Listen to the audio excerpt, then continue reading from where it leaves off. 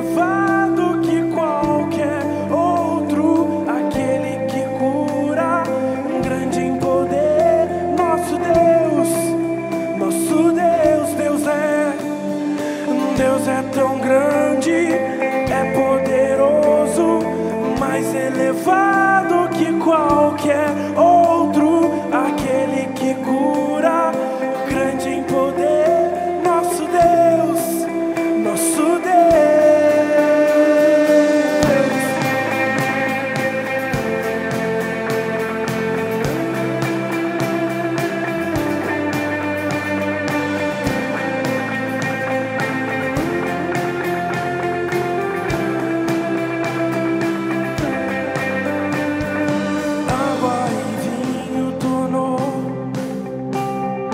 Olhos o cego abriu, não há ninguém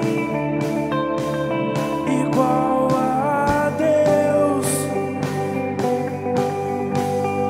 Dentro da noite brilhou, das cinzas você ressurgiu. Não há ninguém igual a Deus. Deus é tão grande, é poderoso, mais elevado que qualquer outro, aquele que cura, grande em poder, nosso Deus, nosso Deus. Deus é tão grande, é poderoso, mais elevado que qualquer outro, aquele que cura, grande em poder, nosso Deus, nosso Deus.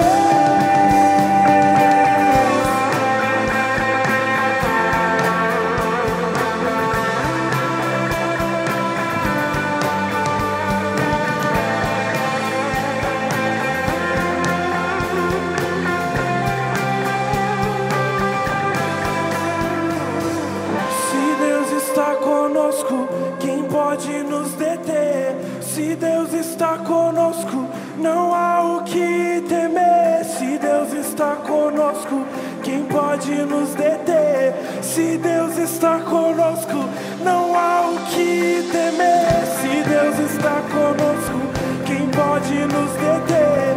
Se Deus está conosco, não há o que temer. Se Deus está conosco, quem pode nos deter? Se Deus está conosco, não há o que temer.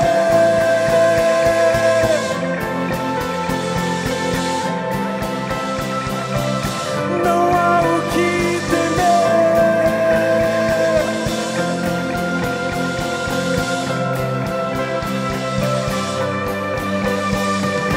Deus é tão grande, é poderoso, mais elevado que qualquer outro, aquele que cura, grande em poder, nosso Deus, nosso Deus.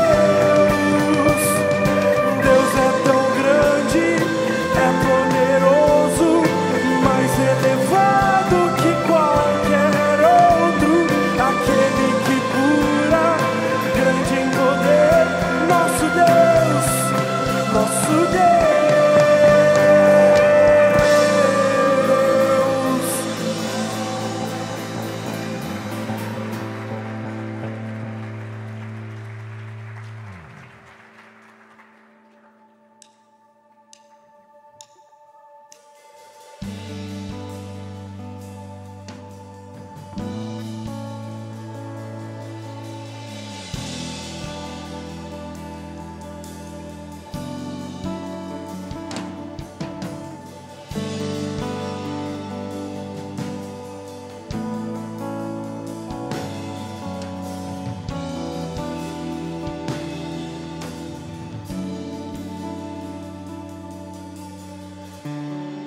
Te preparamos um lugar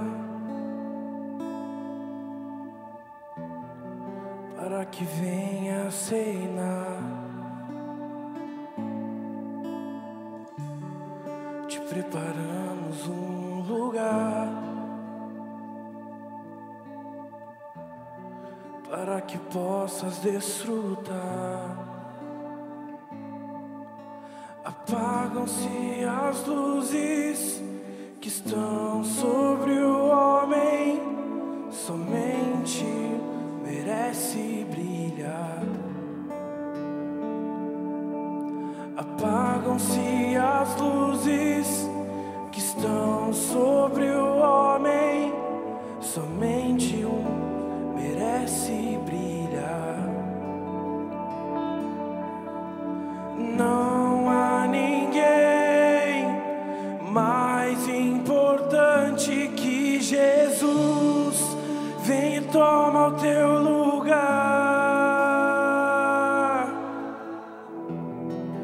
Vem e toma o teu lugar, Senhor Jesus. Vem e toma o teu lugar.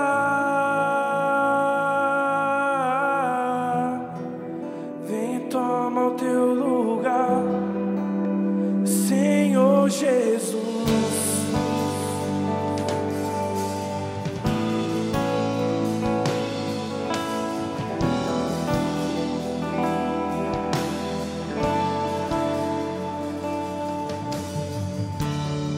Te preparamos um lugar para que venha ceinar. Te preparamos um lugar para que possas desfrutar. Apagam-se as luzes que estão sobre o homem, somente merece brilhar. Apagam-se as luzes que estão sobre o homem, somente merece brilhar. Não há ninguém mais importante que Jesus. Vem e toma o teu lugar. Vem e toma o teu lugar, Senhor Jesus. Vem e toma o teu lugar. Vem e toma o teu lugar, Senhor Jesus.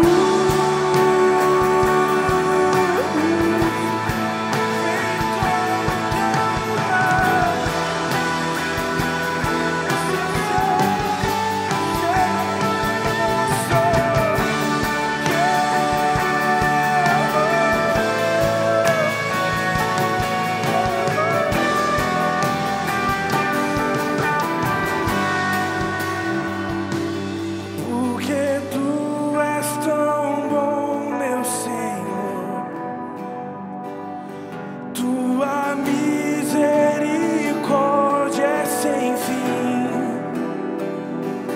Porque tu és tão bom, meu Senhor.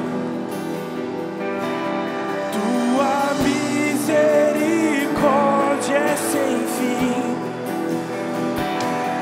Porque tu és tão bom, meu Senhor. Tua misericórdia é sem fim. Porque tu és tão bom, meu Senhor. Tua misericórdia é sem fim.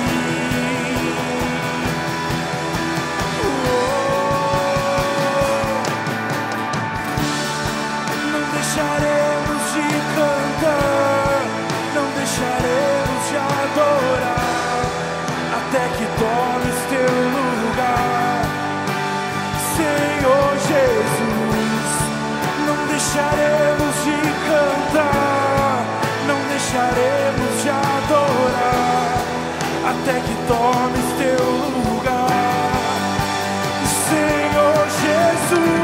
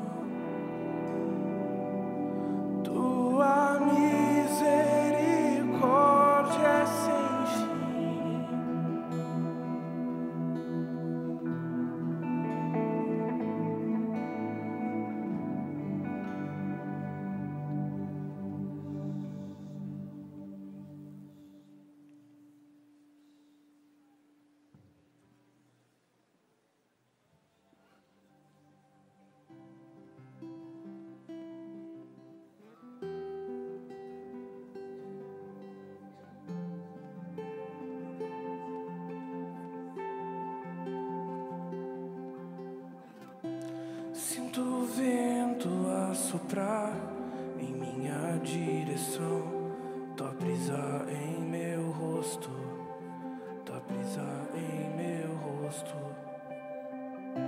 Escuto as águas descendo, um grande rio de vida, direto ao meu coração, direto ao meu coração.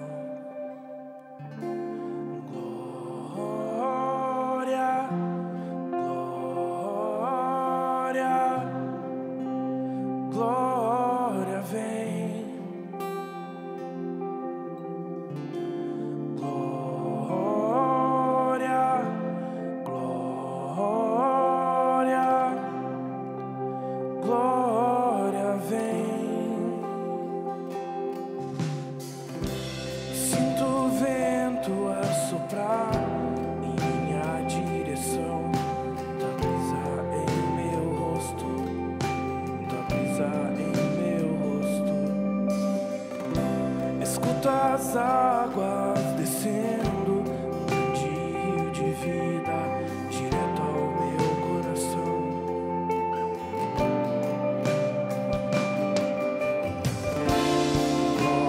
Glória,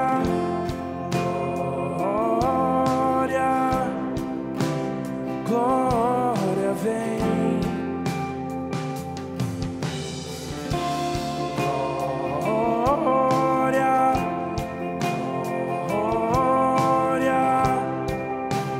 Glória vem.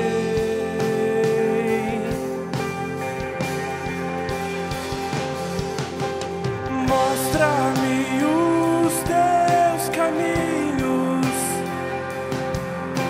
e faz-me ver os teus olhos. Entre os querubins te ouvi, te conhecer no mais profundo.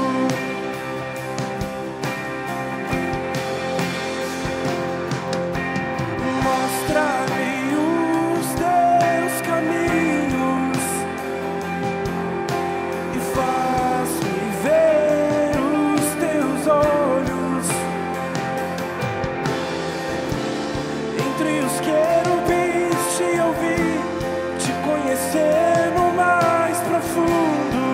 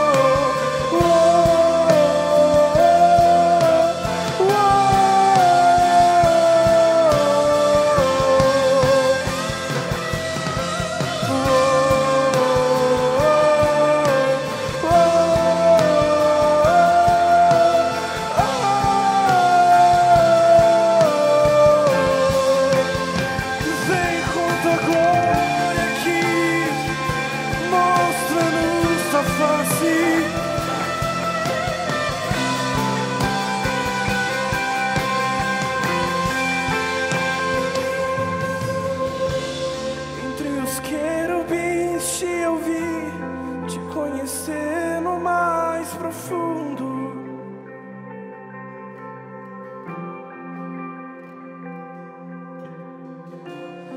Entre os querubins te ouvi, te conhecer no mais profundo.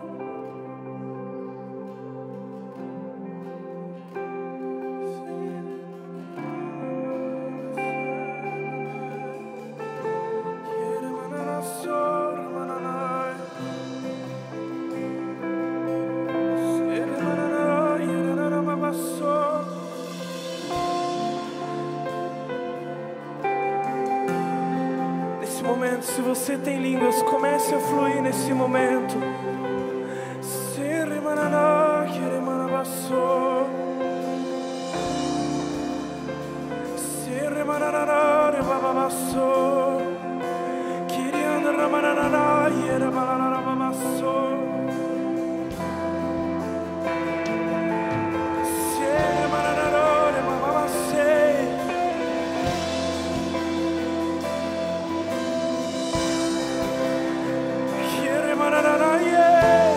Nós queremos mais. Leva-nos além do que nós estamos acostumados. Leva-nos além do que nós conseguimos imaginar. Leva-nos, leva-nos. Comece a intensificar o seu clamor nesse momento.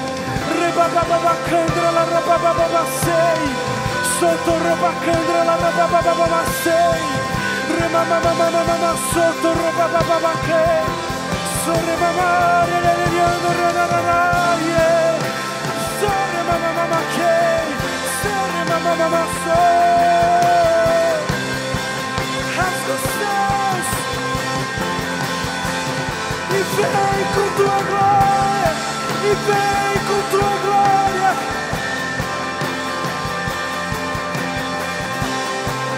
E vem, e vem, e vem, e vem com tua glória, e vem com tua glória.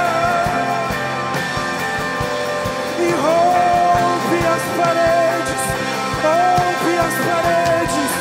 quebra as correntes. Quebra as correntes. Rebababacandra, rebabababacei. Sora, mamamacandra, rebabababacou.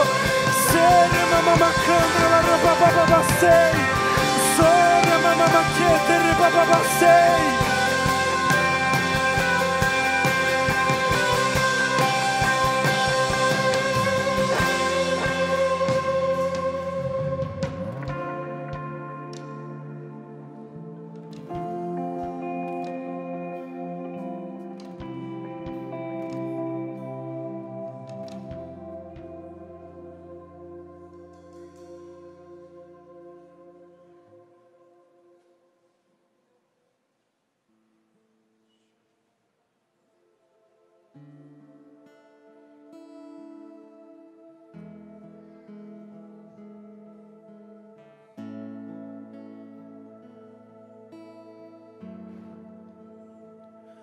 Jamais quero desviar meu olhar de ti. Jamais quero me perder do teu caminho. Tu tens meu coração e toda a minha afeição. Tu tens meu coração e toda a minha afeição. Tu és seu.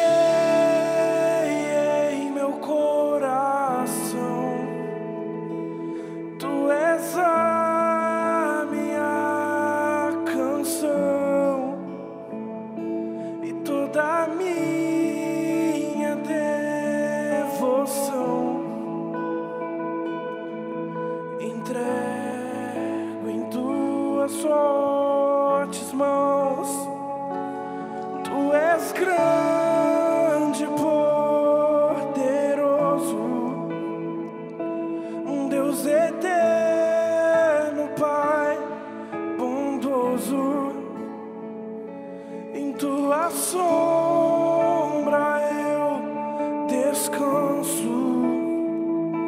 Em tuas asas eu me escondo. Jamais quero te perder, pois tu és tudo que eu tenho. Jamais quero te esquecer. Tu és em meus pensamentos. Tu tens meu coração e toda a minha afeição. Tu tens meu coração e toda a minha afeição.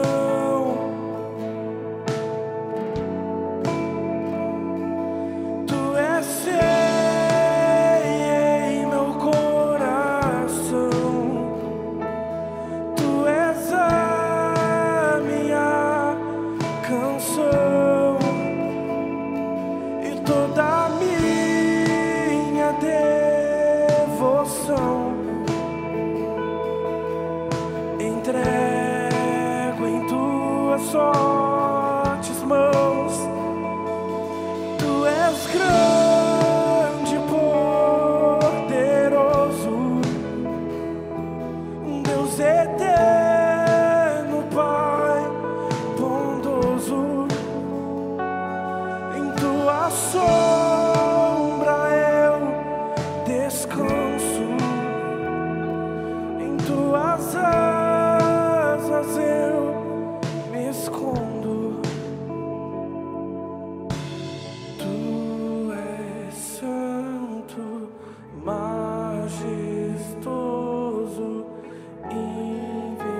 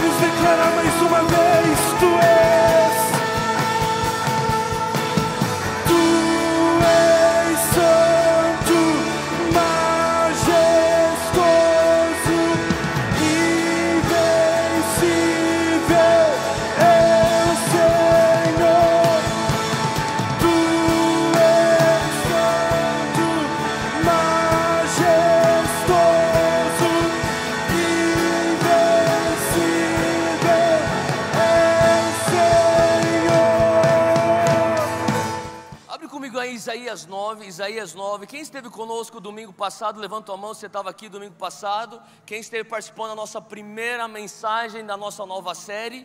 Quem lembra qual que é a nossa nova série? Fala comigo, elementos de aumento. Fala 4 vezes bem rápido, elementos de aumento, elementos de aumento. Se você falar 11 vezes extremamente rápido, você vai ser batizado no Espírito Santo e orando em línguas. Vocês pensam que eu estou brincando, mas eu contei essa história, vou repetir. Cara, 3 anos atrás eu estava pregando no culto de jovens da Monte Sião. E daí veio um rapaz para frente, ele falou assim: Theo, preciso de oração. Eu falei, o que você precisa? Ele falou assim, eu quero ser batizado no Espírito Santo. Eu falei, vamos orar. Ele falou assim, mas eu estou um pouco frustrado. Eu falei, por quê? Porque eu oro e peço batismo no Espírito Santo já faz um tempo e eu nunca sou batizado no Espírito Santo. E eu falei, bom, vamos orar agora. Ele falou assim, a última vez foi um pouco traumática. Eu falei, o que aconteceu? Eu fui lá em um pastor que estava orando para mim, ele falou assim, ó, sabe o que você tem que fazer? Você tem que falar siriana lá na praia, siriana lá na praia, siriana lá na praia. E fala bem rápido, daqui a pouco você vai estar orando em línguas. Eu falei, não, você está de brincadeira comigo. Ele falou, não, é verdade. Eu estou obviamente brincando sobre elementos de aumento, tá bom? Ou talvez não. Você nunca sabe o que Deus pode fazer. Quem ainda não foi batizado no Espírito Santo e quer ser batizado no Espírito Santo, levanta a mão. Amém. Eu quero te encorajar você vir aqui no final do culto, a gente vai orar por você, você vai ser baseado no Espírito Santo. Eu faria isso agora, só que se eu fizer isso, a organização vai ficar muito brava comigo, porque daí vai bagunçar tudo. E eles têm uma apresentação do Puro Legado muito boa que a gente tem que mostrar. Mas eu também, eu sinto 2 coisas. Batismo no Espírito Santo, no final do culto, vem pra frente, a gente vai orar por você. E durante a adoração eu tive uma visão de uma pessoa era uma enfermidade de pele nos dedos, era mais ou menos aqui, eu não sei se era psoríase, alguma coisa assim, mas era como se estivesse descascando. O que é essa pessoa? Levanta a mão se é essa pessoa, cadê? Amém? Tem mais do que uma? Bom, que bom. No final do culto vocês vêm para frente, Deus vai te curar hoje, amém? Se o Senhor revela é porque Ele quer redimir, amém? Glória a Deus, amém. Se você tiver qualquer tipo de enfermidade, vem aqui para frente no final do culto, a gente vai orar. E a gente tem fé que Jesus está aqui para nos curar, amém? Isaías 9, versículo 6 é o texto-chave da nossa série Elementos de Aumento. Diz assim: porque um menino nos nasceu, um filho se nos deu, e o principado, fala comigo, governo. Principado é uma outra palavra para governo ou reino. O principado está sobre os seus ombros, e o seu nome será maravilhoso conselheiro, Deus forte, Pai da eternidade, príncipe da paz. Do incremento, fala comigo, incremento. Essa palavra é um pouco incomum, mas significa aumento, significa expansão, ampliação, extensão. Ele está falando aqui, do incremento do seu reino, ou do seu governo, e da paz do seu reino não haverá fim. Eu quero que você entenda que que Isaías está profetizando acerca de Jesus. Ele está falando que Jesus, ele virá como um menino, e ele vem para estabelecimento do reino de Deus, e desse reino que ele vem estabelecer, existe um aumento que não tem fim. Agora, é diferente de você entender que a natureza do reino é eterna, não é isso que ele está falando. Nós já sabemos que a natureza do reino de Deus é eterna. A natureza do reino de Deus não tem fim, nós sabemos disso. Mas o que Isaías está falando não é da natureza do reino de Deus. Ele está falando da ação do reino de Deus. Ele está falando assim que a ação do reino de Deus é uma constante expansão, é um constante aumento. Fala comigo, aumento. Quantos entendem que o reino de Deus está dentro de você? Amém? E o Senhor quer aumentar a vazão do reino dele dentro de você e através de você. E ele está falando assim, olha, quando o meu filho chegar, esse menino, Deus forte, todo poderoso, maravilhoso, conselheiro, todas aquelas as descrições do nosso Messias, ele fala assim, ele vem para estabelecer um reino que não tem fim. Você lembra do teu almoço hoje? Você lembra do teu almoço hoje? Tá. Deixa eu falar uma coisa. Durante o teu almoço, enquanto você almoçava com a tua família, enquanto você almoçava com teus amigos, naquele momento o reino de Deus tinha um tamanho gigantesco.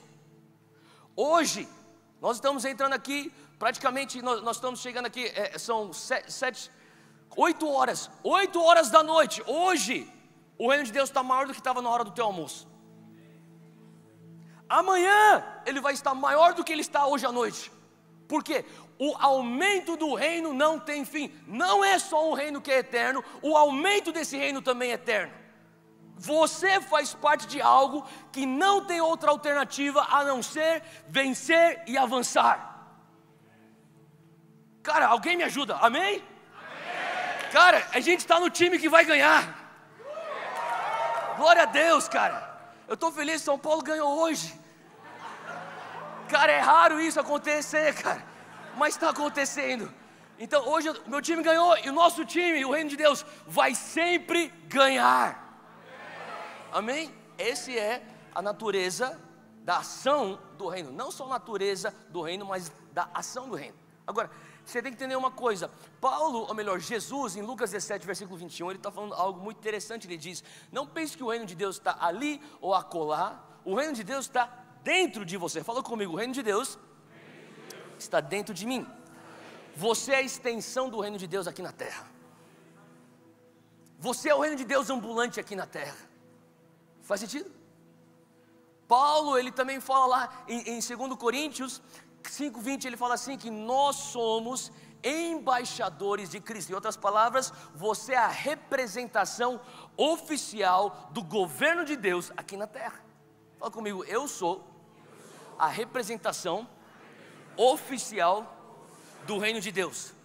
Não só a extensão, mas você tem autoridade como um oficial do reino de Deus aqui na terra.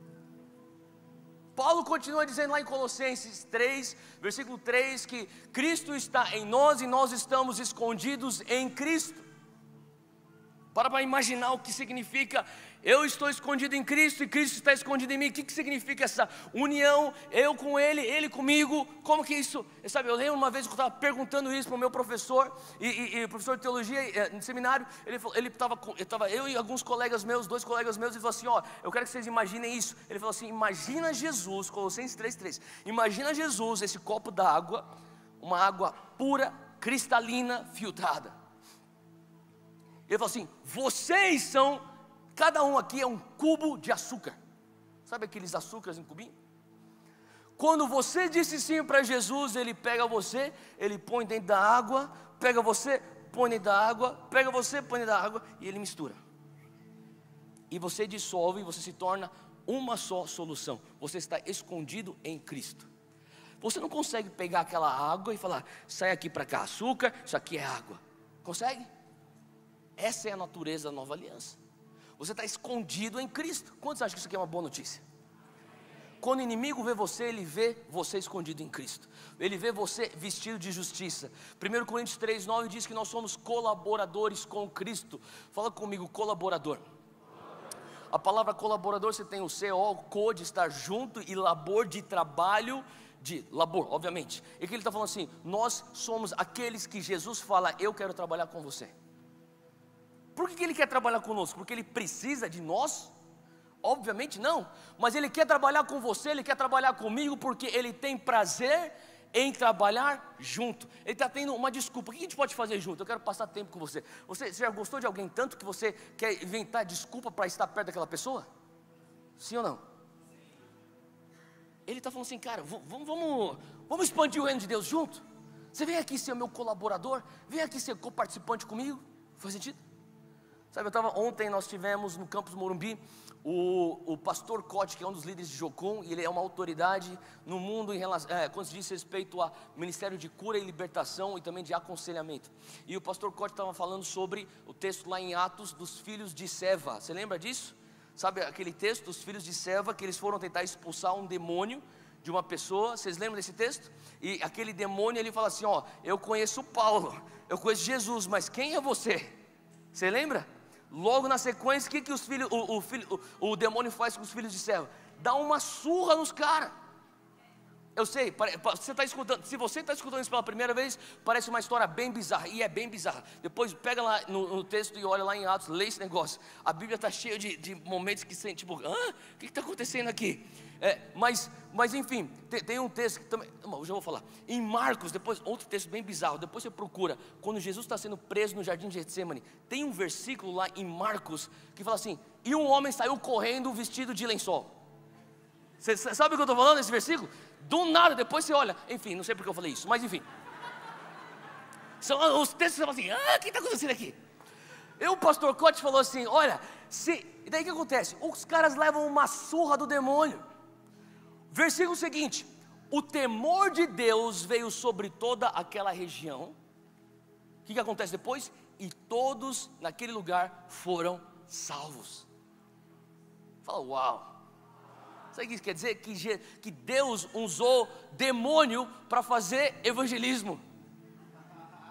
E ele falou assim, ó, se Deus pode usar um demônio, se Deus pode usar um jumento, por que Ele não te usaria? Não se sinta tão especial quando você é usado por Deus. É bom, né, para pôr a gente no nosso lugar, trazer um pouco de sobriedade. De vez em quando você é usado por Deus, você se sente tipo, oh cara, eu sou muito espiritual. Às vezes tem que lembrar, Deus até usou demônios. Mas enfim, esse não é o caso. O que eu estou querendo dizer é que Jesus, Ele quer coparticipar conosco na construção do reino. Jesus nos chama para ser colaboradores com Ele na expansão dEle. Sabe, o Senhor quer que você venha a ser parte dEle nesse aumento da vazão do reino aqui na terra. E para você experimentar o aumento do reino de Deus, o incremento desse governo, existem alguns elementos bíblicos que você tem que se atentar para você experimentar aumento. Quantos aqui querem experimentar uma expansão do reino na tua vida, um crescimento de Deus na tua vida? Sim?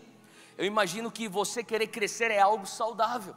E quando você começa a falar assim, Deus, eu quero crescer na minha maturidade contigo, eu quero crescer na expressão de Cristo na minha vida, você está falando assim, Deus, como que eu posso aumentar o reino de Deus em mim e através de mim? 5 elementos para o aumento. Cada semana nós estamos pegando um elemento. Semana passada nós falamos qual? Fala comigo, mordomia. Nós somos mordomos, nós temos tempo, nós temos talento, nós temos tesouro, dinheiro, nós temos influência e nós temos relacionamentos. Nada disso é nosso, tudo é dele, ele tem propriedade, mas nós somos mordomos que temos que ser responsáveis e um dia nós iremos prestar contas acerca daquilo que ele pôs em nossas mãos. A lei da promoção do reino de Deus é quando o Senhor volta para aquele servo e aquele servo presta contas e ele fala assim, servo bom e fiel, sobre o pouco fosse fiel, sobre o quê? Muito eu te colocarei. Você quer experimentar um aumento, um crescimento muito grande? Ele está falando assim, ó, seja fiel com o pouco que eu te coloco. Se você é fiel sobre o pouco que está nas suas mãos, sobre o muito eu te colocarei. Tem tudo a ver com mordomia. Tem gente que está com alguma coisa na sua mão e fala assim, mas é pouco tempo, é pouco talento, não tem muita habilidade. Eu queria ser que nem aquele irmão lá na frente lá que sabe cantar e tocar. Eu não tenho nada de dinheiro para fazer a obra de Deus. Eu queria ser que nem aquele irmão lá que é rico. O Senhor fala assim, seja fiel no pouco e sobre muito eu te colocarei. Amém? É mordomia. Agora, uma outra coisa que nós vamos entender como um outro, segundo elemento de aumento, nós vamos tratar isso hoje. Fala comigo, guerra espiritual. É isso mesmo, hoje é um daqueles domingos. A gente vai fazer guerra espiritual, amém? E nós vamos falar como que você toma território para você ter um aumento do reino de Deus na tua vida. E quem quer saber os outros 3 elementos de aumento? Então você vem domingo que vem, o outro domingo e daí o 5º domingo, que é a nossa série. Abre comigo aí em 2 Coríntios 4, versículo 4. Eu tenho 3 pontos para variar sobre guerra espiritual. E o primeiro ponto é, guerra espiritual é uma guerra real. É uma guerra real. Se você estiver anotando, anota aí, nossos 3 pontos. 2 Coríntios 4, 4 diz assim que, nos quais, Paulo diz, nos quais o Deus deste século, quem que é o Deus deste século? É Satanás. Ele cegou os entendimentos dos incrédulos para que não lhes resplandeça a luz do evangelho da glória de Cristo, que é a imagem de Deus. Agora, ele está falando que Satanás, qual que é a ação de Satanás? Ele é aquele que cega a nossa visão espiritual. É o que Paulo está falando aqui. Agora, pula 7 capítulos para frente, 2 Coríntios 11, versículo 14. Você que está chegando aí, deixa eu só te avisar. Hoje nós vamos abrir muito versículo, porque a gente ama a Bíblia aqui, amém? Quem ama a Bíblia aí? Então se você tem uma Bíblia de papel, você se prepara para abrir rapidinho. Se você tiver uma Bíblia no celular, vai ficar mais fácil, mas você nunca vai ser tão espiritual quanto o cara de Bíblia de papel. Whatever. Vamos lá, 2 Coríntios, gente, é o 4º culto, tá tarde já, vamos lá. 2 Coríntios 11, 14. E não é maravilha porque o próprio Satanás se transfigura em anjo de luz. Fala comigo, anjo de luz. Essa aqui é uma imagem que ele quer passar, é uma imagem mentirosa. Ele não é o anjo de luz. Ele é um anjo de trevas, de escuridão, mas ele quer transparecer como se fosse um anjo de luz. Você tem que entender uma coisa: Satanás ele vai querer cegar a tua visão espiritual. Uma vez que ele tem sucesso em cegar a tua visão espiritual, ele não precisa parecer anjo de luz, porque você não está vendo nada. Agora, quando você entende as artimanhas do inimigo, você arranca as escamas dos seus olhos espirituais, e você começa a entender que a guerra espiritual, na verdade, é mais real do que algo físico. Daí ele vai ter que te enganar de uma outra maneira. Agora ele vai falar assim: agora deixa eu fazer parecer que eu sou um anjo de luz. Agora, você tem que entender que nessas duas ações de Satanás, o que ele mais quer é mentir e te enganar. E a primeira batalha que você tem em guerra espiritual é você acreditar que é real. Tudo que o inimigo quer é que você pense que aquilo que está acontecendo, não, isso aí não é guerra espiritual, Theo. Isso aí, o problema lá em casa é o meu pai que tem gênio forte. Ele pode muito bem ter gênio forte, mas não quer dizer que não seja uma guerra espiritual. Eu não estou falando que você tem que espiritualizar tudo. Tem crente, você conhece crente que espiritualiza tudo? O cara trancou a chave dentro do carro, é o devorador. Sabe o que eu estou falando? O cara literalmente, ele esqueceu de amarrar o cardápio, tropeça. Você cai a pedra de tropeço que Satanás enviou aqui para mim. Tudo assim, sempre tem alguma explicação espiritual exagerada. Deixa eu falar uma coisa: nós não estamos falando sobre um crente que espiritualiza tudo. Mas deixa eu falar, sabe o que é pior que um crente que espiritualiza tudo? É um crente que não acredita no mundo espiritual. E entre esses dois, Satanás quer que você seja aquele que não acredita no mundo espiritual. E você pensa que pelo menos eu sou lógico, eu sou um cara que sou guiado pela razão, pelo menos eu sou um cara mais equilibrado. Não, você está só cego. Faz sentido? Então, o que o Senhor está querendo nos ensinar com o povo dele? Entendermos o mundo espiritual. Obviamente nós temos que ter equilíbrio. Você tem que começar a discernir qual que é a raiz disso. Será que essa raiz é algo de Satanás? Será que é algo que está acontecendo no mundo espiritual que é de Deus? Ou será que é algo do homem? Sendo do homem, qual raiz? É psíquica? É almática? Qual que é essa raiz? Será que espiritualmente é uma maldição hereditária? E você vai fazendo diagnóstico. Mas é importante você, primeiro ponto, abrir seus olhos. Abra seus olhos e enxergue. Essa é uma guerra real. Agora você pode falar assim: tudo bem, Theo, eu sei que existe guerra espiritual, eu sei que existe essa coisa aí que o inimigo está querendo me atacar. Mas deixa eu falar uma coisa: eu não quero fazer essas coisas de guerra. Eu não quero. Talvez você nem goste dessa coisa de guerra espiritual, mas infelizmente eu tenho que te falar que não importa, porque você já está numa guerra. O dia que você disse sim para Jesus, você se alistou numa guerra. A pessoa que nasce, vamos dizer, nos Estados Unidos ou no Reino Unido em 2003, não pode falar: é o seguinte, eu não acredito em terrorismo ou na guerra do terrorismo, vocês querem falar isso, beleza, é tua opinião, minha opinião é outra. Está acontecendo uma guerra, você com opinião a favor ou contra, acreditando, não acreditando, existe uma guerra. E essa guerra está sendo travada, não no físico, não nessa terra, mas está sendo travada no espírito. Abre comigo em Gálatas 5, versículo 16. Isso aqui, o apóstolo Paulo, ele fala uma coisa interessante, ele diz: eu digo, porém, andai no espírito. Fala comigo, no espírito. E não cumprireis a concupiscência ou a lascívia da carne, porque a carne cobiça. Alguns têm essa versão, a carne cobiça. Tem uma outra versão que é mais próxima do original, que diz: a carne guerreia. O que a carne está guerreando? Ela guerreia contra o espírito, e o espírito guerreia contra a carne, e esses dois se opõem um ao outro para que não façais o que quereis. Paulo está falando: tem momentos que eu quero fazer uma coisa que eu não devo fazer, mas eu faço. Tem momentos que eu tenho que fazer uma coisa que eu não quero fazer, e eu acabo não fazendo. Ele está descrevendo um clash interno. Agora, tudo bem, você pode falar: Theo, eu acredito, existe uma guerra espiritual, é mais real do que o mundo físico. O mundo espiritual dita, na verdade, o mundo físico só segue aquilo que já foi determinado no espiritual. E a próxima pergunta é: aonde está acontecendo essa guerra? Aonde está acontecendo essa guerra? Eu vou falar para você 3 campos de batalha, que são os campos, eu diria, de uma maneira geral, maior parte da guerra vai acontecer nesses 3 campos de batalha. O primeiro campo de batalha, fala comigo, o indivíduo. Fala assim, eu. Paulo está falando, eu tenho uma guerra interna. Eu tenho a minha carne contra o meu espírito contra a minha carne.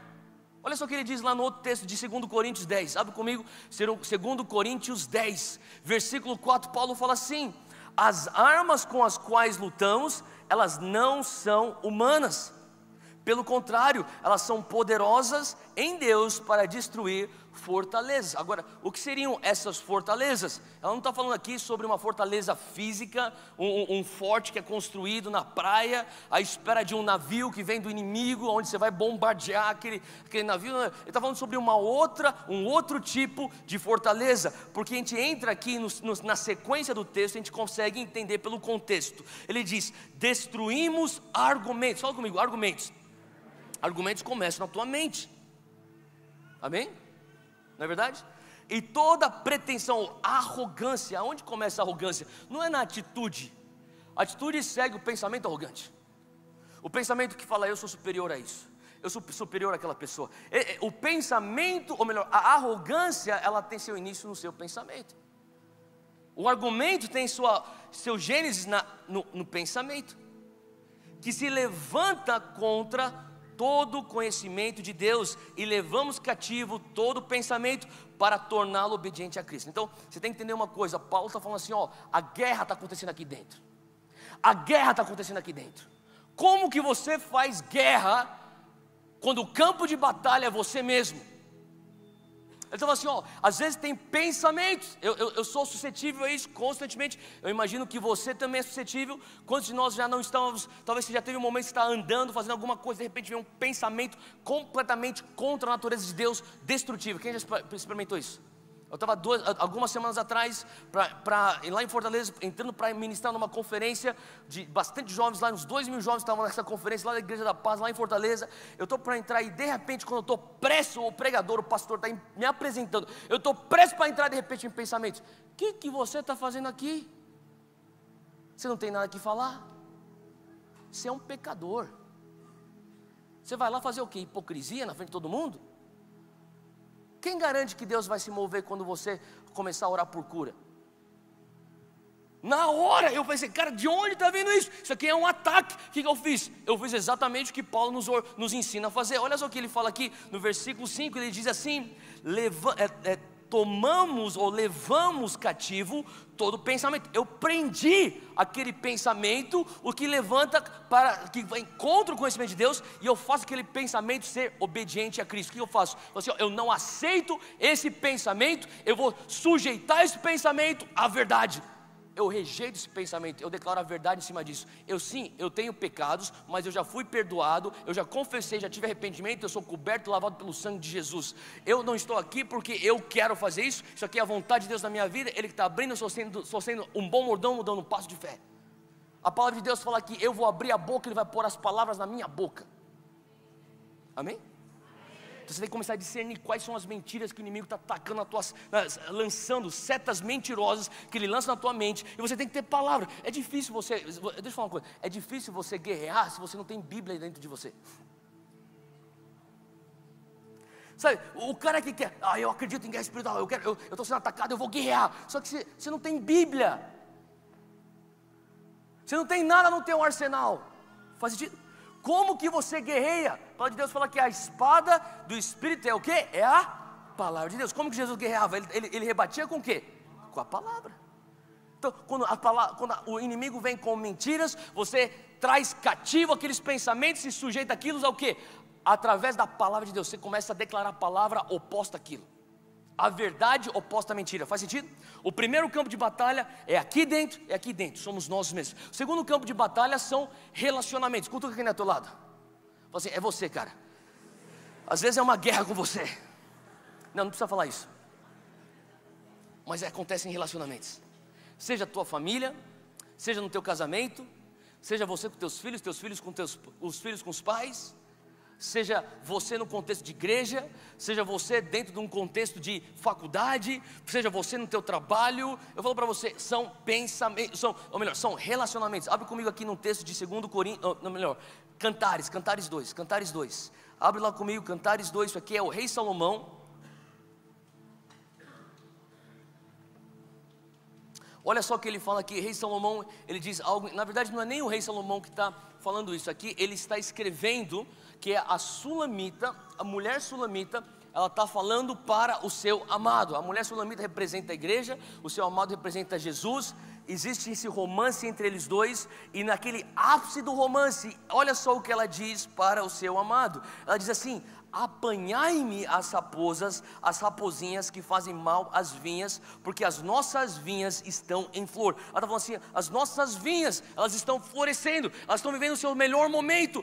Cuidado, meu amado, com as raposinhas, para não estragar a coisa preciosa que nós temos aqui. O que eles tinham de precioso? Era um relacionamento. O que é que destrói relacionamentos? Fala comigo, as raposinhas. O que são as raposinhas? As raposinhas representam pequenas ofensas. A pessoa que, o que vai destruir meu relacionamento com alguém, essa pessoa cometeu um crime contra mim. Às vezes não leva nem isso, não vai nem chegar a isso. O que vai destruir um relacionamento é quando você permite pequenas ofensas a acharem um lugar onde elas vão desenvolverem raízes de amargura, e a falta de perdão se torna uma brecha e legalidade para o inimigo vir com ataque. Faz sentido? E aqui ela está falando assim, o que nós temos aqui, nosso relacionamento é tão precioso, vamos tomar cuidado com as raposinhas, não vamos permitir as pequenas ofensas. O que é isso? Talvez é aquele olhar atravessado que alguém deu para você, e você sai daquilo. Por que esse cara está me olhando desse jeito? Talvez é um comentário que foi feito durante o jantar, de repente você sai, você vai para o teu quarto e você fica assim: por que ele está falando desse jeito? E você permite com que aquilo venha começar a gerar uma raiz de amargura. Faz sentido o que eu estou falando, gente? Sou só eu que passo por isso, ou você também? O Senhor está falando assim, toma cuidado com as raposinhas. As raposinhas vão destruir o teu relacionamento, e aí elas vão fazer com que os teus relacionamentos sejam vulneráveis aos ataques do inimigo. Agora, o terceiro lugar, o terceiro campo de batalha onde a guerra espiritual acontece, fala comigo, territórios celestiais. Agora, você sabia que nós temos aqui o primeiro, segundo e terceiro céu? Você sabia que existem 3 tipos de céus? Você encontra isso na palavra, são 3 tipos de céu. Abre comigo Gênesis 1, versículo 20, eu vou explicar um pouco sobre o que a Bíblia diz sobre o primeiro céu. Gênesis 1, 20 diz: disse também Deus, encham-se as águas de seres vivos, peixes, e sobre a terra voem aves, sob ou abaixo do firmamento do céu. Isso que você enxerga com seus olhos físicos quando você sai de um prédio, você olha para cima, as estrelas, a lua, o sol, isso aí é o firmamento. Esse é o primeiro céu, é o céu físico. Agora, existe um terceiro céu também, Paulo fala sobre isso, abre lá em 2 Coríntios capítulo 12, 2 Coríntios 12, Paulo é tão modesto que provavelmente, na verdade, quem ele se refere é ele mesmo, só que ele nem menciona o seu nome, porque ele não quer trazer atenção para ele mesmo. Paulo diz assim no versículo 2 do capítulo 12 de 2 Coríntios 12, 2, ele fala: eu conheço um homem em Cristo, que há 14 anos, esse homem é provavelmente Paulo, ele fala que há 14 anos, se no corpo ou fora do corpo, eu não sei, Deus é que sabe, ele foi arrebatado até onde? Ao terceiro céu. O que está acontecendo aqui? Paulo tem um encontro sobrenatural de arrebatamento, uma experiência sobrenatural, onde ele nem sabe se ele sai do corpo ou ele vai com o corpo inteiro. Ele só fala assim, eu só sei que eu fui lá para o terceiro céu estar com Deus, e eu vi mistérios. Então nós sabemos que ele não foi para esse céu que nós enxergamos aí, físico. Ele foi para um outro céu, e a Bíblia fala, é o terceiro céu. Lúcifer, Isaías 14, abre lá comigo. Isaías 14 se refere ao que Lúcifer disse. Lúcifer, antes da queda dele, antes dele se tornar Satanás, Lúcifer, versículo 13 de Isaías 14, olha só o que Lúcifer falava no seu coração. Isaías 14, 13. E Lúcifer, tu dizias no teu coração, olha o que Lúcifer falava: eu subirei ao céu, acima das estrelas de Deus, eu exaltarei o meu trono, e no monte da congregação me assentarei aos lados do norte. O que ele está falando? Qual foi a queda de Lúcifer? Ele quis ser igual a Deus, ele usurpou ser Deus. Então, Lúcifer, quando começou esse pensamento, ele falou assim: eu vou subir ao céu, aonde Deus está sentado no trono, onde Deus está sentado, eu quero estar lá no céu. Agora, ele se referia a esse céu? Não, ele se referia ao mesmo céu que Paulo foi arrebatado e ele teve experiências sobrenaturais. Ele se referia ao céu onde Deus está com os anjos da luz. Faz sentido? Agora, olha só o que o próprio Paulo fala em Efésios. Abre lá comigo Efésios.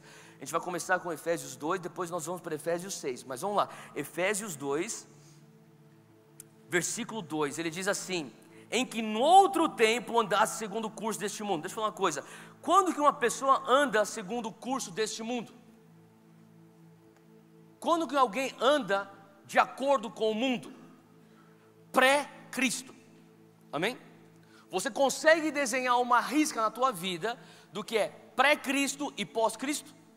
Sabe? Você sabe falar? Ó, isso aqui, antes aqui, isso aqui é pré-Cristo, isso aqui é depois de Cristo. Você vê uma diferença nítida. Eu espero que sim. Paulo está falando assim, ó, quando você estava pré-Cristo, você andava segundo o mundo.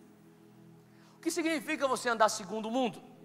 Significa, acompanha o texto, segundo o príncipe das potestades do ar. Fala comigo, príncipe dos ares.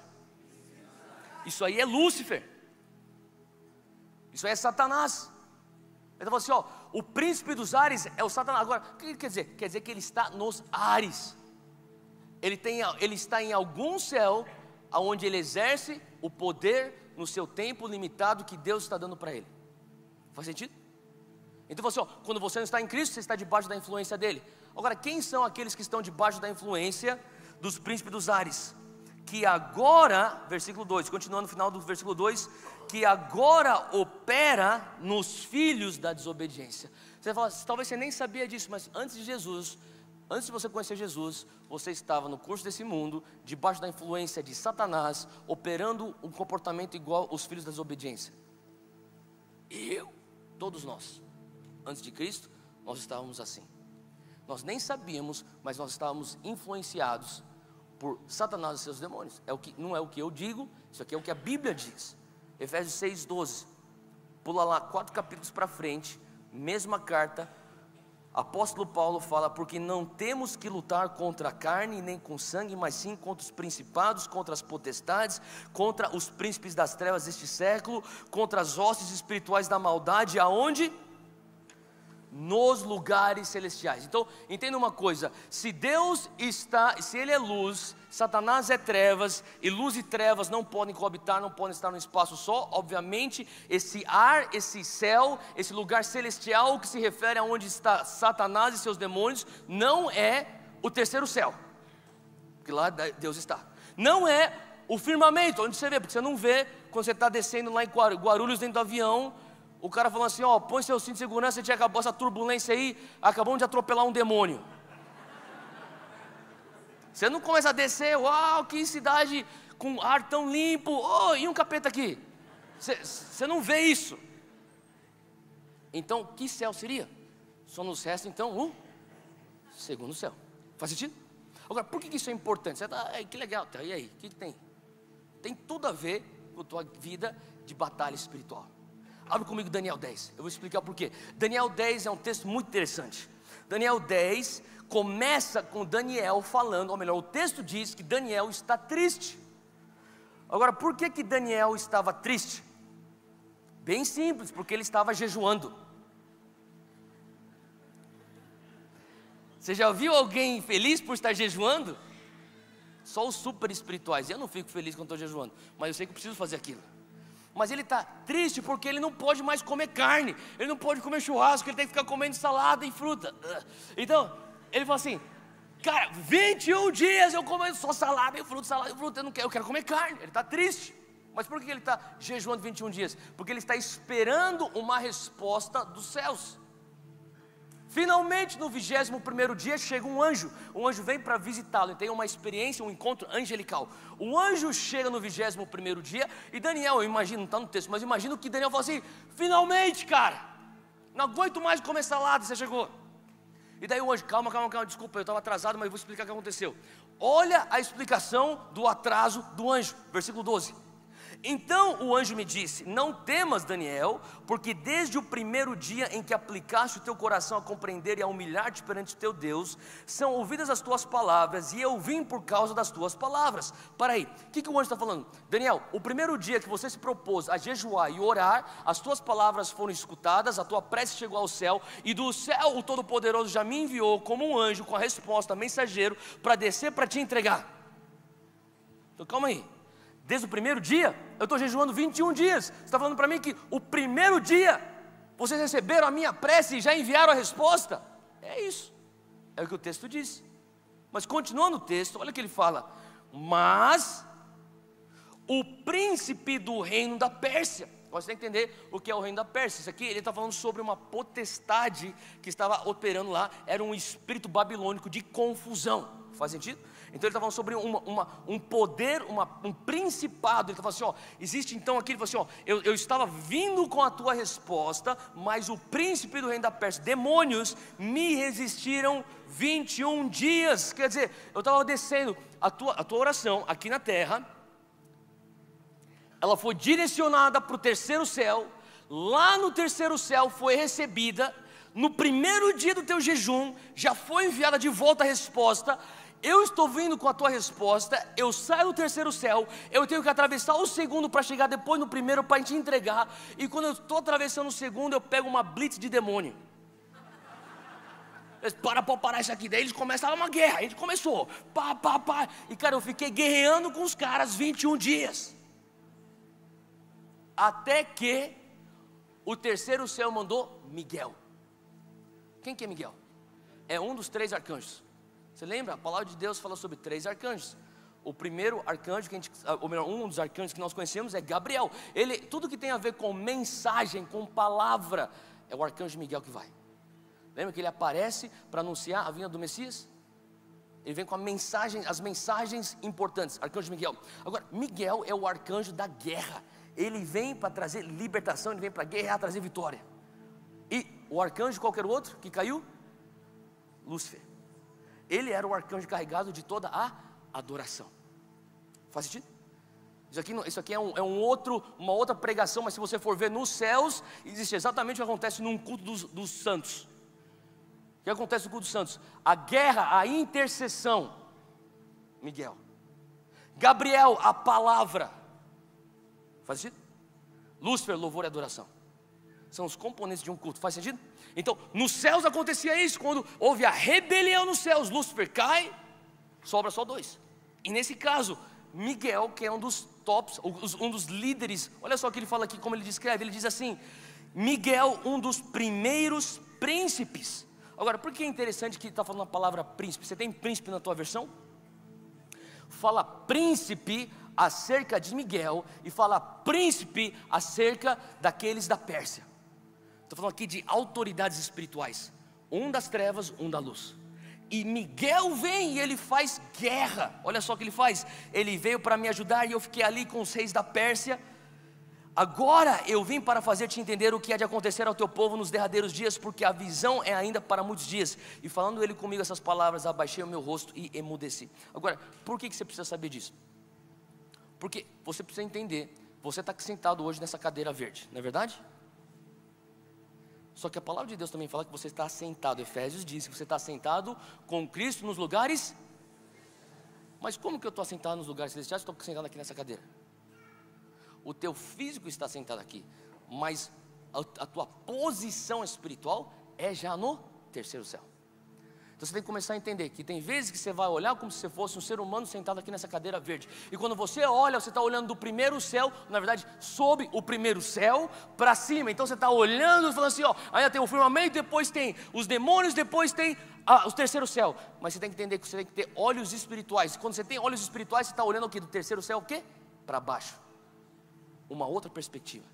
É por isso que se você começar a fazer guerra sem a perspectiva do céu, qual que é a diferença? Você não está, quando você está sentado na cadeira verde, você está lutando para ter vitória. Faz sentido? Quando você está sentado em lugares celestiais, você está lutando da vitória. E por que isso é importante? É importante porque tem muitos de vocês, muitos de nós na verdade, eu me incluo nisso, mas eu vou falar o que eu faço. Muitos de nós que você já sabe aquilo que Deus prometeu para você, você já sabe aquilo que você escutou no teu lugar secreto, você já sabe o que a palavra diz acerca de você, do teu destino, só que você não consegue enxergar aqui nesse nível, nesse mesmo nível dessa cadeira verde, a concretização daquilo. E você está falando assim, seja o que Deus quiser. Deus quer. Se Deus quiser eu vou para a igreja. Deus quer que você venha para a igreja. Você já escutou isso? Às vezes eu converso com algumas pessoas e falo assim, ô meu, cola na igreja, se Deus quiser. Não, Deus quer, cara. Cola na igreja, Deus quer. Faz sentido? Agora, deixa eu pôr uma outra ótica. Tem coisa que você já sabe. Deus, se o Senhor quiser, salva o meu pai está longe do Senhor. Cara, Deus quer que o teu pai seja salvo. O momento agora é de você guerrear, porque a resposta já saiu do terceiro céu, talvez seja presa no segundo céu, e você está aqui que nem um covarde aqui no primeiro, debaixo do primeiro céu. Se Deus quiser, Deus quer, meu irmão, se tranca no quarto e vai para a guerra. Você tem que começar. Tem gente, deixa eu falar, tem gente que está muito passivo, cara. Cutuca alguém. Assim, para de ser tão passivo. Vocês estão muito comportados hoje à noite, cara. Cara, está na hora de você começar a ter uma ira santa. Amém? Tem algumas coisas que você fala assim, eu não aceito o jeito que as coisas estão aqui em casa. O meu filho não vai ser assim. Isso aqui não é aquilo que o Senhor prometeu o dia que Ele veio, aquelas profecias, aquelas palavras, eu não aceito isso. Tem alguns de vocês que tem que começar a ter uma ira santa com o teu casamento. Eu não aceito esse casamento nessa crise agora. Eu declaro agora o reino de Deus invadindo minha casa. Eu não aceito a minha vida espiritual desse jeito. Cara, você tem que começar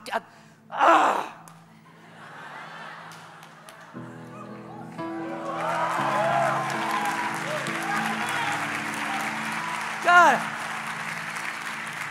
ira santa. Às vezes é o melhor dom que Deus te dá no meio da guerra. Você tem que ter uma ira santa. Chega um momento que você fala assim, chega, cara, chega, agora eu me tranco nesse quarto, eu vou jejuar, me dá essa garrafa de água aqui, eu só saio daqui com essa vitória. E você vai pro pau, cara. Faz sentido? Você tranca o quarto e, meu irmão, vamos lá, agora é eu e você, vamos embora. E se tiver que vir a Gabriel, Miguel, vem todo mundo, mas a gente vai sair com a vitória, amém? O povo de Deus tem que ser um povo que tem que ter um pouco mais sangue nos olhos. Você tem que olhar para o Brasil e falar assim, é impossível, cara, que 60 milhões de evangélicos e está nessa situação, cara, não é possível. Não é possível com 60 milhões de evangélicos e as nossas crianças submetidas àquela pedofilia, àquela imoralidade. Não é possível, cara. Não é possível que o meu filho vai crescer nesse Brasil. Faz sentido? Algum momento o Senhor tem que vir com uma indignação santa. Fala comigo agora. A guerra tem propósito. Sabe, Vietnã foi uma guerra onde trouxe tanta rebeldia, rebelião no meio da juventude da década de 60, porque muitos questionavam, por que eu estou indo para a guerra? Eu não sei o que eu estou fazendo, por que eu estou dando minha vida para algo? Às vezes talvez você até sei, Deus, o que eu estou fazendo nessa guerra? Hoje eu quero falar para você, por que você está nessa guerra? João 10,10 diz assim que o inimigo vem para matar, roubar e destruir. Mas eu vim, Jesus está falando, eu vim para que você tenha vida e vida em abundância. Bill Johnson falou uma coisa muito poderosa, ele falou assim, tudo que você precisa no reino de Deus, Deus te dá através da graça, mas aquilo que você quer, você vai ter que guerrear para ter. A obra da cruz está consumada, você não tem mais morte, você não tem mais perdição, você tem vida e salvação. Agora, se você quiser ter vida em abundância, vai para a guerra. Faz sentido? Se você quer ter vitória, não só depois que você morre nessa terra, mas enquanto você anda na terra dos viventes, vai para a guerra. Meu filho já fez o que tinha que fazer, tem te dado a sua salvação. Agora ele também põe à disposição aquilo que você vai ter que guerrear para ter. Faz sentido, gente? O Senhor está nos mostrando. Eu tive um amigo, bom, vou contar a história dele. Eu tenho um amigo que ele já faleceu, mas o nome dele é Jesse Melton, foi o meu melhor amigo na faculdade. E o Jesse veio de uma situação que ele não tinha muitas oportunidades, é americano, quando eu fiz faculdade nos Estados Unidos, e o governo americano ele dava bolsas para aqueles que estavam no exército. Jesse Melton foi um fuzileiro naval, ele entrou no Marines, e ele falou, eu só estou no Marines porque não tem como pagar minha faculdade. E toda sexta-feira, meio-dia, ele ia embora para se apresentar no quartel-general, ficava até meia-noite de domingo, voltava na madrugada de segunda-feira de manhã nós estávamos na sala de aula juntos. E Jesse foi um cara, por 2 anos nós estudamos juntos, até chegar então 11 de setembro. Quando chegou 11 de setembro, ele já era Marines, e de cara, os primeiros que iam foram os fuzileiros navais. Não era nem o exército, nem a marinha, não era a aeronáutica, era os Marines, vai embora. Eu lembro até hoje o momento que a gente fez uma festa de despedida para o Jesse, o primeiro turno dele no Iraque. Ele foi, ficou lá acho que 1 ano e pouco, voltou, ficou com a gente mais uns 3 meses, saiu para o segundo turno do Iraque. Ficou acho que quase 2 anos, voltou, a gente já nem estava mais estudando, estava todos os nossos amigos, cada um para um canto. E naquela época eu já estava firme com Jesus, eu tinha tido um encontro sobrenatural com o Senhor já há alguns anos. E a gente se encontrou, eu lembro que foi a nossa última conversa. Eu estava conversando com ele, ele estava falando assim, Theo, eu estou tendo meus momentos com Jesus enquanto eu estava no Iraque, tem sido uma coisa assim muito doida. Ele estava conversando sobre vida espiritual. E eu lembro que eu falava assim, eu cheguei no momento na conversa e falei assim, Jess, você não precisa fazer mais isso, cara, sai do você não precisa estar mais, sabe, você pode sair, você já se formou, por que você vai fazer isso? Ele falou assim, Theo, o primeiro turno eu fui porque não tinha opção. Daí eu comecei a entender por que eu estava lá.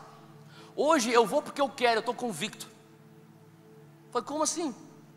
O que me impressionou, não é nem... Eu sei que você pode ter opiniões diferentes acerca do que o governo americano fez, se devia ter ido, não deveria ter ido, você pode ter todas as opiniões, isso é válido. O que eu quero focar não é se é correto ou não foi correto. O que eu quero focar é que aqueles soldados, eles estavam convictos do que eles estavam fazendo. E 2 meses depois da minha conversa com ele, ele foi enviado para o Afeganistão.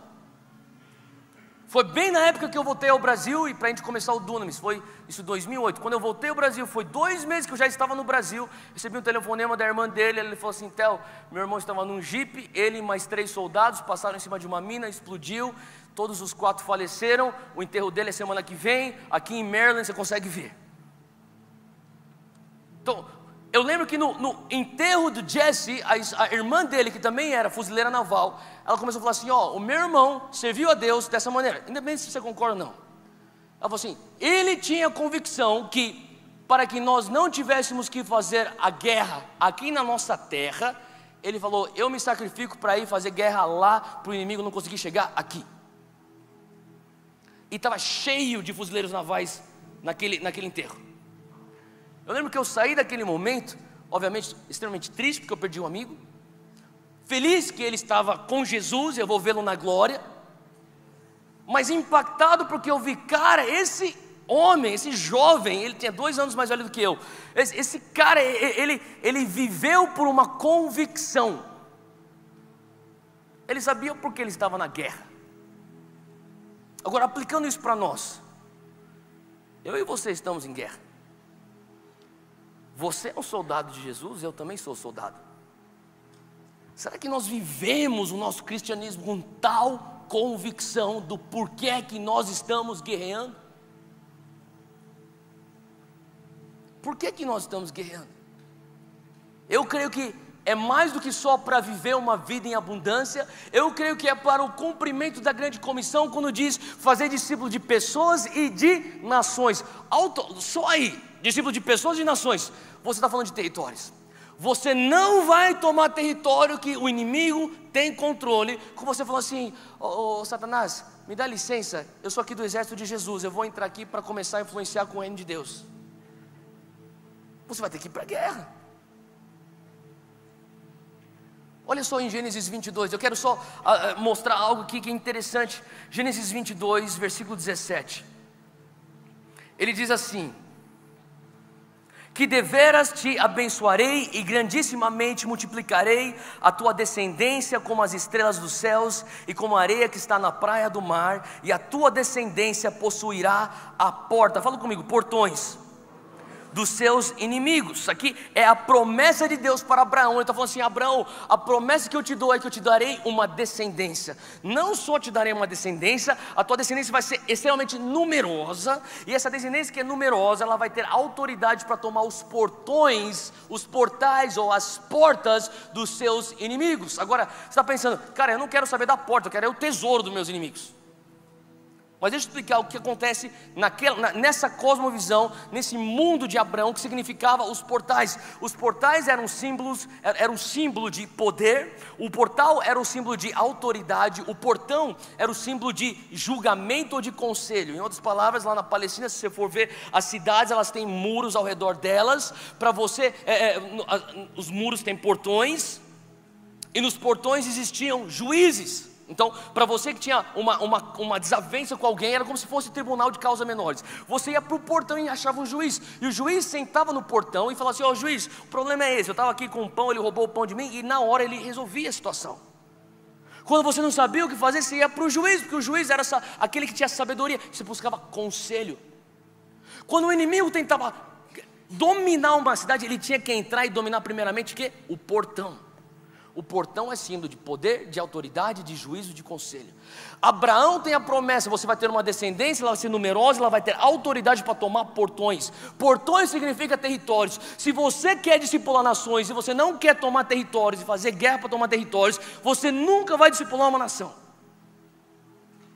Faz sentido? Abraão tem essa promessa. Agora olha só o que Paulo fala sobre Abraão em Gálatas 3, versículo 29. Gálatas 3, 29, ele fala assim: e se sois de Cristo, quem é de Cristo aqui? Levanta a mão, você é de Cristo. Amém. Ele fala assim: ó, se você é de Cristo, você é descendente de Abraão. Quantos dão graças a Deus que você é descendente de Abraão? Melhor ainda, olha só o texto, ele diz: não só descendente, você é herdeiro, conforme a promessa.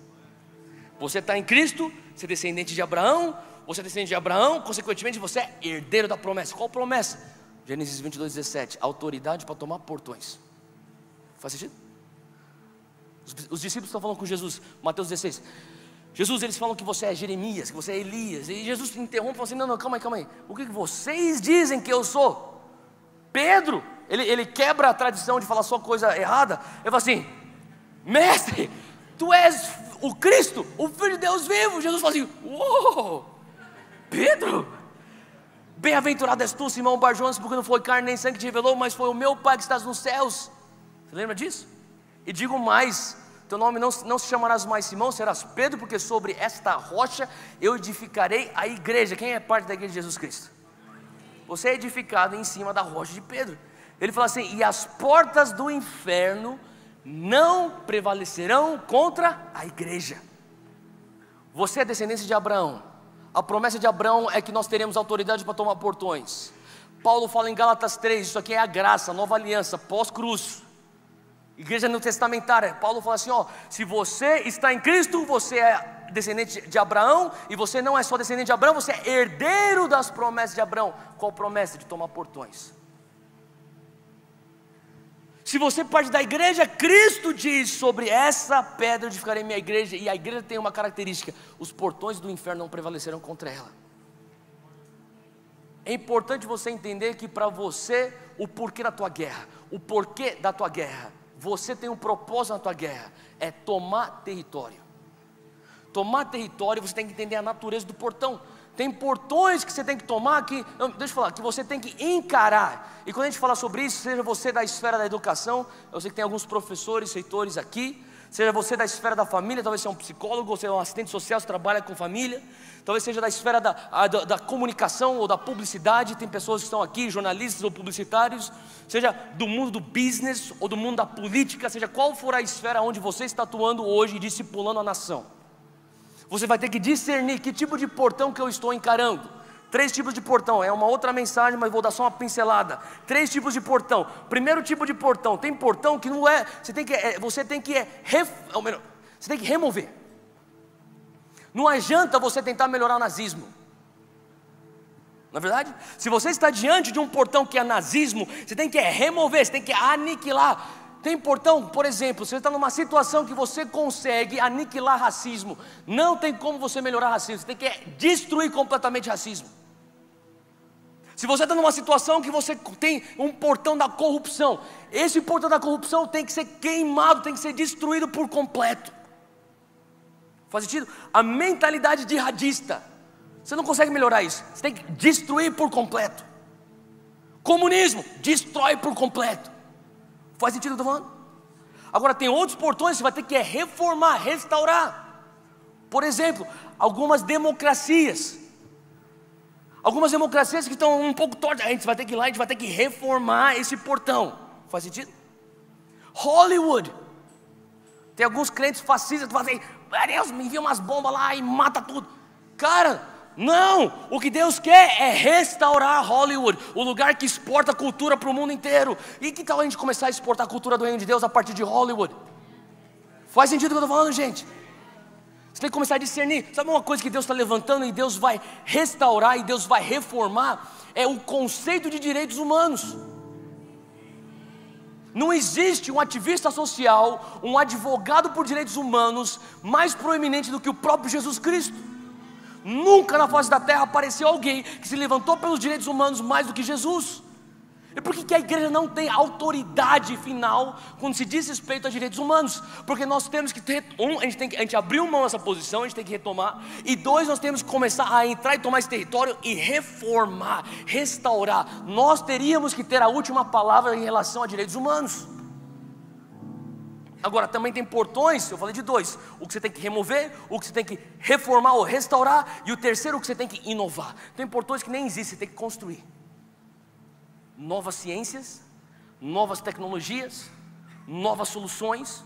Faz sentido? Dave Gibbons, quem lembra do Dave Gibbons? Eu estava em Nova York uma vez com o Dave Gibbons, e ele falou assim: Theo, você quer orar amanhã? Quando alguém fala que você quer orar, o que você responde?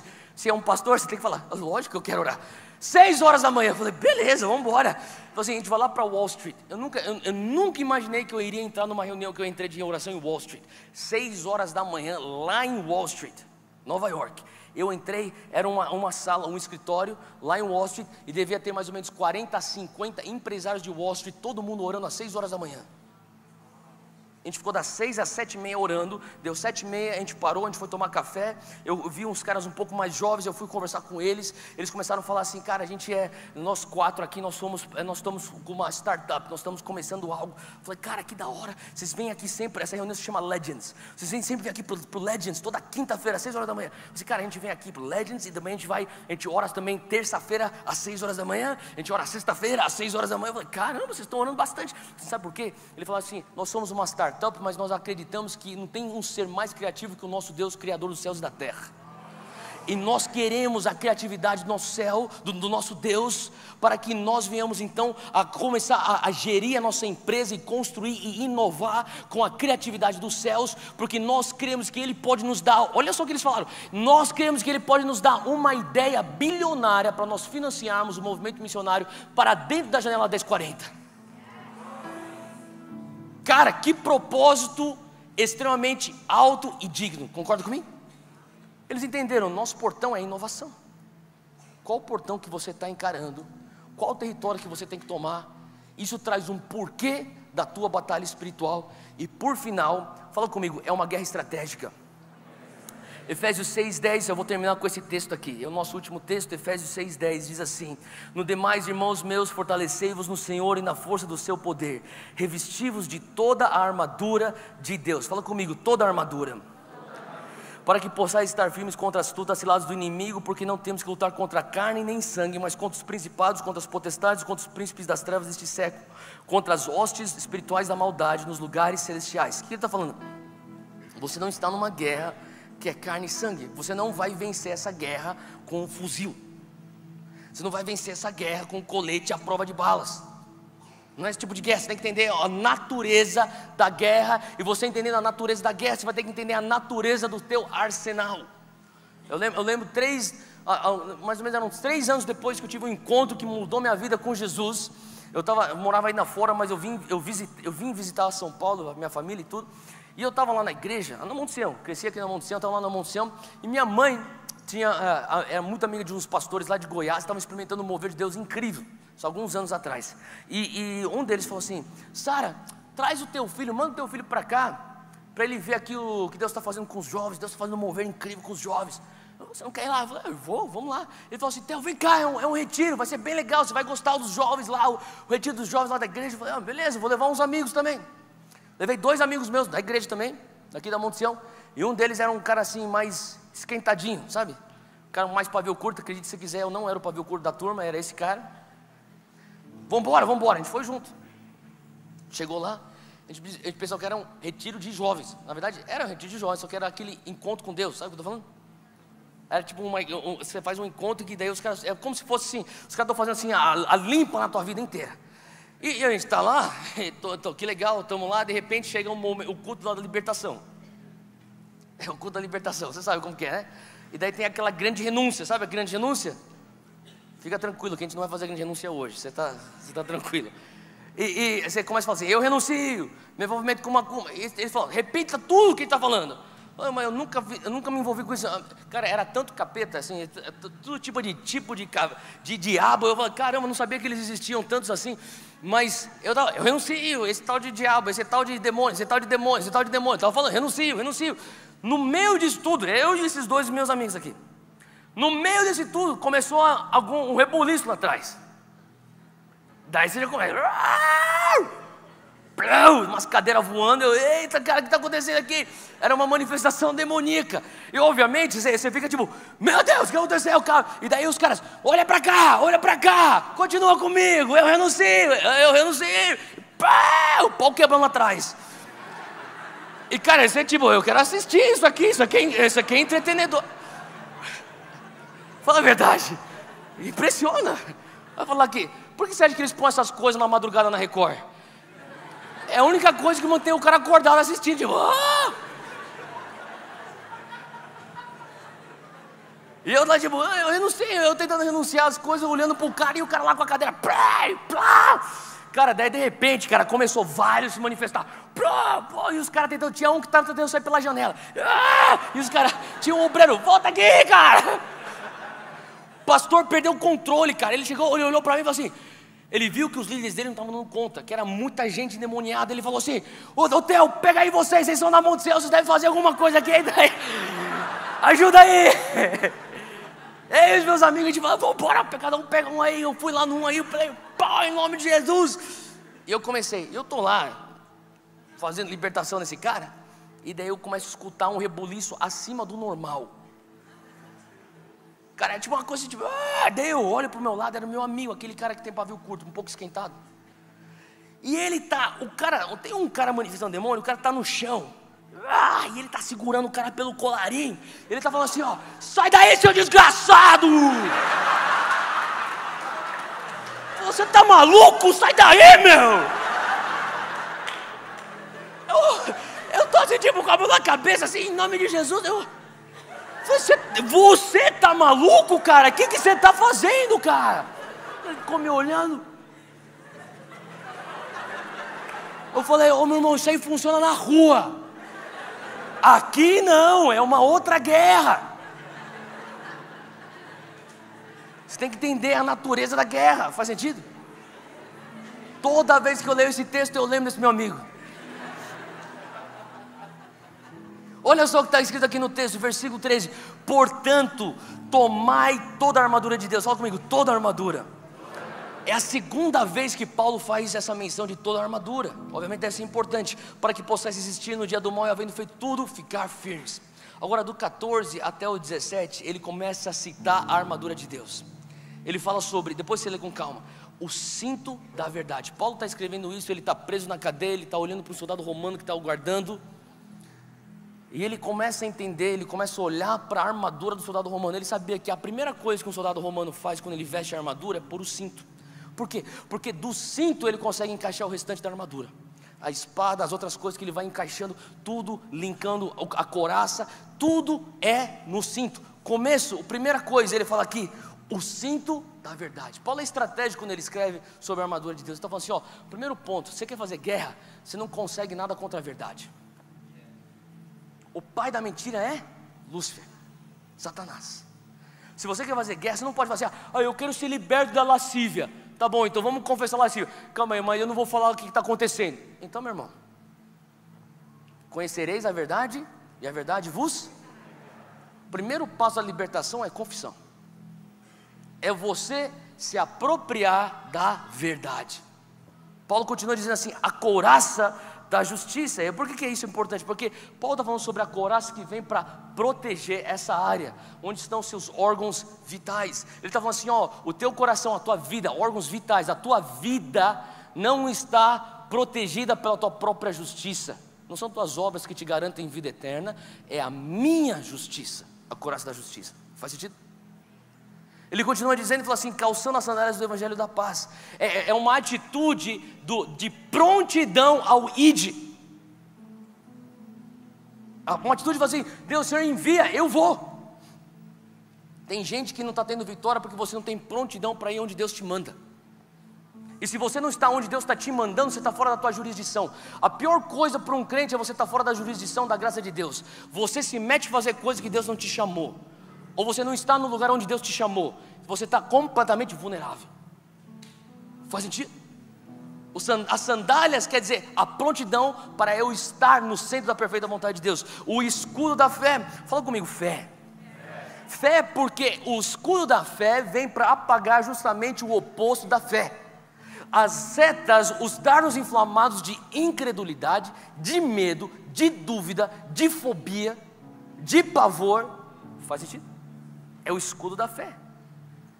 Eu sinto medo. Aí que está o problema, você está sentindo demais. Você tem que ter mais fé. Você não é guiado por sentimento, você é guiado por fé. O justo anda pela fé. Você pode sentir uma série de coisas, mas nada do que você está sentindo é mais verdade do que aquilo que você tem fé. Faz sentido? Olha só o que ele continua dizendo, capacete da salvação é a proteção do lar da tua mente. É aquilo que te protege de falsas doutrinas. O que são falsas doutrinas? Se você for muito bonzinho, se você fizer muito altruísmo, se você fizer muita caridade, você vai ter salvação. O capacete da salvação protege você de falsas doutrinas. A tua salvação não está em boas ações. São falsas doutrinas, faz sentido? A tua salvação está na graça.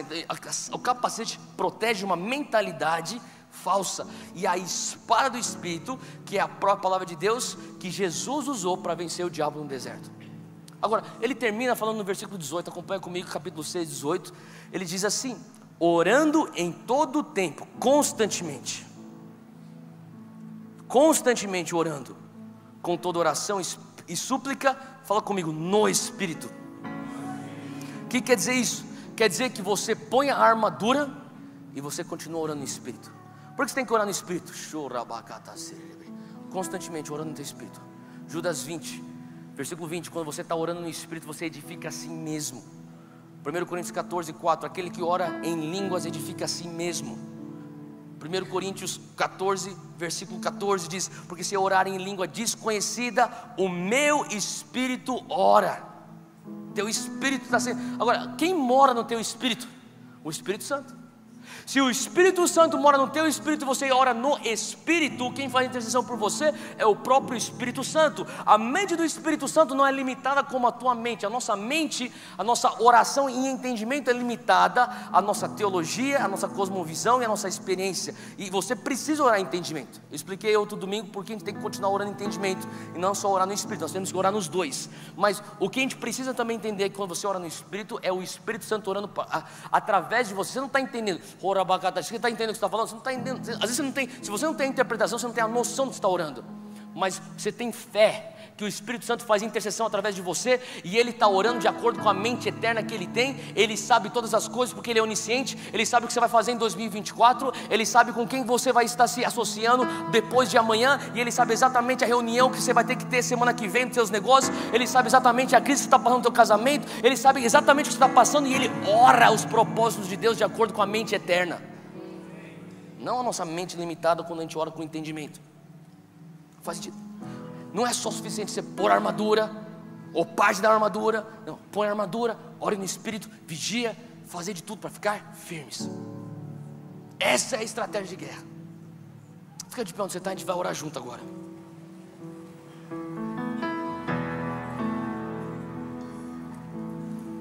As pessoas perguntam: Theo, como que você põe a armadura de Deus? Hoje a gente vai fazer esse exercício de como se você concordar, eu gostaria que você fizesse isso. A gente vai fazer um exercício de como a gente põe a armadura de Deus. É como eu ponho. Eu não faço todos os dias, eu deveria fazer isso todos os dias, mas nos momentos que eu sinto que eu estou entrando numa situação crítica, ou um ambiente hostil, eu começo a orar da seguinte maneira. Eu queria que você orasse também junto comigo. A gente vai fazer atos físicos. Eu faço atos físicos, eu falo assim: Deus, eu ponho o cinto da verdade. Eu faço atos físicos, porque isso me ajuda a visualizar uma verdade espiritual. Faz sentido? Se alguém está olhando você fazendo isso, o cara está pirado, está louco. Cara, eu tô nem aí para isso, cara. Eu quero ganhar minha guerra. Eu faço o que eu preciso para ganhar minha guerra. Então, eu quero falar para você, sabe, às vezes você tem que fazer uma coisa física para ligar e conectar com uma verdade espiritual. Então, onde você está, fecha os teus olhos. E a gente vai orar, a gente vai botar a nossa armadura, a armadura de Deus. Pai, muito obrigado, Deus. Te agradecemos, Senhor Deus, por cada soldado teu, cada filho teu, cada filha tua que está hoje aqui alistado no seu exército. Nós nascemos para dentro de uma guerra e nós não seremos vítimas, seremos vitoriosos, Pai, porque o Senhor nos dá graça. Senhor Deus, a guerra que acontece na nossa mente, na nossa alma, nós queremos ter vitória. A guerra que acontece nos nossos relacionamentos, nós queremos ter vitória, Senhor Deus. A guerra que acontece nas regiões celestiais, nós queremos ter vitória, Senhor Deus. Pai, nós estamos convictos do porquê nós estamos guerreando. Nós guerreamos para ter um andar vitorioso, e nós guerreamos para tomar territórios, tomar portões e estabelecer o teu reino, expandir o teu reino. E neste momento, Deus, nós tomamos toda a armadura de Deus. Nós tomamos toda a armadura de Deus. Aonde você está agora, vem fazendo isso junto comigo. Agora comece a falar assim: Deus, eu ponho e eu visto o cinto da verdade. Eu visto o cinto da verdade. A tua palavra diz que nada podemos contra a verdade. Pai, o Senhor é a verdade. A falta de verdade é legalidade para o inimigo, e eu não dou brecha. Eu estou cingido com a tua verdade. Põe a couraça da justiça. Deus, eu ponho a couraça da justiça. Os meus órgãos vitais, a minha vida, ela é protegida não pela minha justiça humana, mas pela justiça de Cristo, oriunda da graça. Eu calço as sandálias, os calçados do Evangelho da paz. Fala: Deus, eu estou pronto para ir onde o Senhor me enviar. Eu estou pronto para atender o ID do Senhor. O único lugar que eu quero estar é no centro da tua perfeita vontade. Eu não quero ficar quando o Senhor fala para ir, e eu não quero ir quando o Senhor fala para ficar. Eu quero estar pronto para me mover de acordo com tua nuvem. Teu braço esquerdo, pega o teu braço esquerdo e levanta e fala assim: Deus, eu tomo agora o escudo da fé, com o qual eu posso apagar todos os dardos inflamados do inimigo. O inimigo pode vir com as setas de medo, o inimigo pode vir com setas de dúvida, incredulidade, questionamentos. Eu apago isso, porque eu não sou movido por sentimentos, eu sou movido pela fé. Senhor Deus, nós tomamos agora o capacete da salvação. Toma o capacete da salvação, e eu protejo a mente. Eu acredito, a tua palavra diz que eu já tenho a mente de Cristo, e eu protejo a minha mente de falsas doutrinas. Tua mão direita, levanta bem alto. Deus, eu tomo agora a espada do Espírito. A espada do Espírito, que é a tua palavra. Eu faço guerra declarando a tua palavra, não com as armas terrenas, mas com as armas espirituais.